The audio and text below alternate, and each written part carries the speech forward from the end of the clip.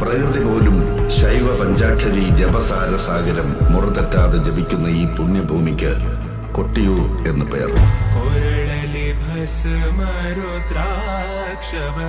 ധരിಸಿದ ಪರಮ ವೈಷ್ಣವನು ನೀನೆ.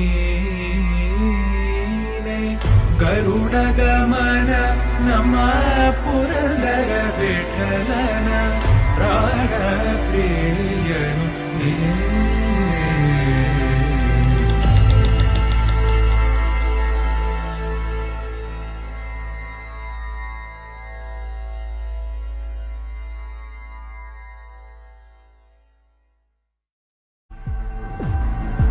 പ്രകൃതി പോലും ശൈവ പഞ്ചാക്ഷരി ജപസാര സാഗരം മുറതെറ്റാതെ ജപിക്കുന്ന ഈ പുണ്യഭൂമിക്ക് കൊട്ടിയൂർ എന്ന് പേർ.